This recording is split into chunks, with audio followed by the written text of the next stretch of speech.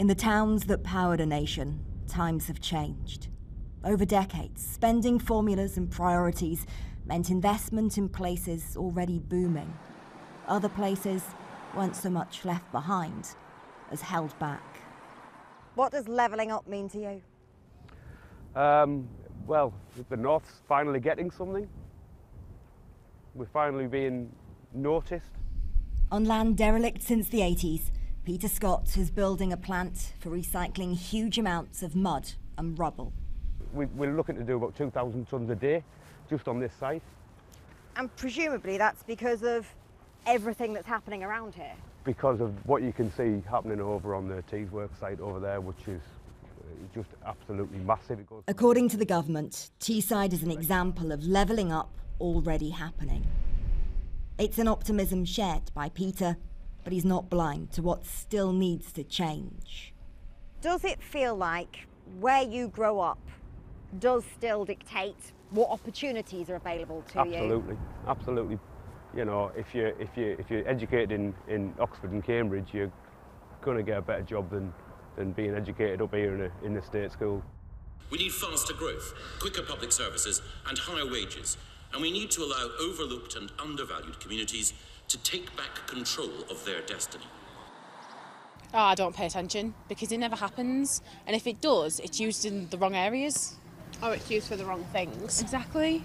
Sisters Bethany and Charlotte have heard similar promises in the past, and long-term plans for prosperity don't alter their here and now.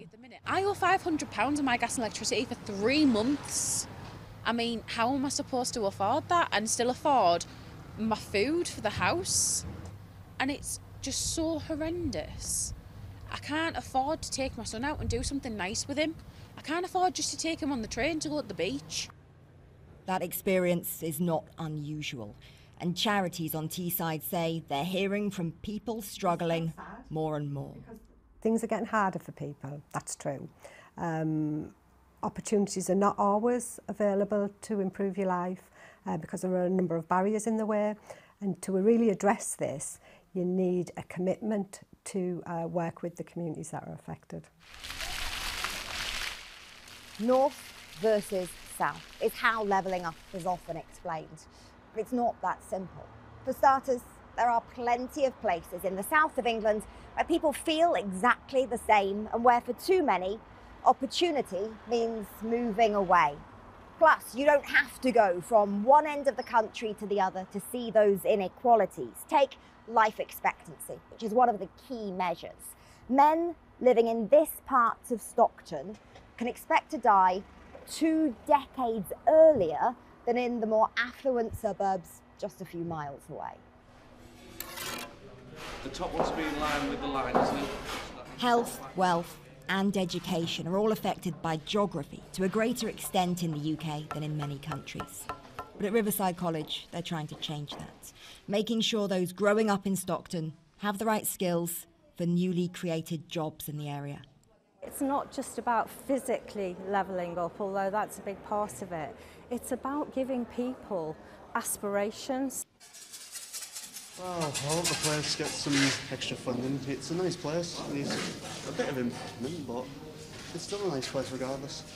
Wanting more while being proud of where you're from shouldn't be a contradiction. But the better future that's been promised for years, in some places, is still to happen. Alex Cunningham is a Labour MP representing Stockton North, and Matt Vickers is the MP for Stockton South, elected in 2019 as part of the so-called Red Wall intake of Tory MPs. Matt Vickers first, does the government really have levelling up in its DNA, or is Boris Johnson really just trying to keep you and the other 2019 MPs on side because he needs you right now? When it comes to levelling up, some of us haven't been sat waiting for the white paper. In my part of the world, Thornaby-on-Tees, £23.9 million town deal. We're creating a skills hub. We're going to give kids, young people, the great skills they need to go out there and get fantastic jobs to spread those chances and choices and opportunities to young people. We're going to sort the town centre out. We've got infrastructure issues, things we're going to solve. We've got all sorts going on, but it doesn't stop there. We've got £16.5 million in Stockton High Street, which I'm sure Alex is very happy about. We've got 20 million coming to Yarm and Eaglescliffe, which I'm very, very happy about. We've got an upgrade to the local train station, £15.5 million. Fantastic stuff. And it just keeps happening. We've even got that amazing upgrade to the A19. Pinch point in the road in Alex's patch. He's very happy about it. Matt Vickers, you're waxing lyrical. He doesn't look very happy. Alex Cunningham, standing right there, representing Labour, of course. It's a Teesside renaissance. I mean, what more do you want? Well, that's absolute nonsense, of course. I mean, we've got 12 pledges today from the government, 12 admissions of failure in 12 years. All the things they've failed to do, whether it's educating our children or investing in our communities. To get that A19 I'll finish upgrade. what I'm going to say. He's going to fight me all the way here, but believe you me, we desperately need investment in the area. Anything the government can do will be very, very welcome. But let's remember that we're getting £43 per head of population in the north of England. They've taken away more than £400 over the last 10 years. So this is less than 10% of the money that we've lost. So we desperately need it, and it's going to do very little for levelling up. Are you happy about the Treasury jobs in Darlington, Alex? Are you happy about the upgrade on the A19? What about the record-breaking money in our local NHS? Well, we don't have record money breaking. You know, we've got tremendous health inequalities in our area. We've got high unemployment. We've got people who are desperate for a well-paid job. I allowed you to speak. Allow me to speak. We've got high unemployment, health inequalities, some of the widest in the country. Your government cancelled our hospital 12 years ago. They're not doing anything to level up on health, on jobs and on our environment. It's about time. Okay, so Matt Vickers, Matt Vickers, answer those points because you've been in power for 12 years now, so you should have addressed some of those things that were just set out by your colleague there. I'm an MP, I'm not a historian, but in the 2 years that I've been here, I'm delighted by what we're getting into our patch. I've got more police officers. 12 years. How much money have we already had, Alex? You know what's happening? Let him answer the question, though. We never get an answer. It's always doom and gloom. It's always talking down the area. Actually, Teesside's got a lot to be happy about. The people know it's going to take a few years to get some of the amazing things, the money that's getting pumped into Teesside.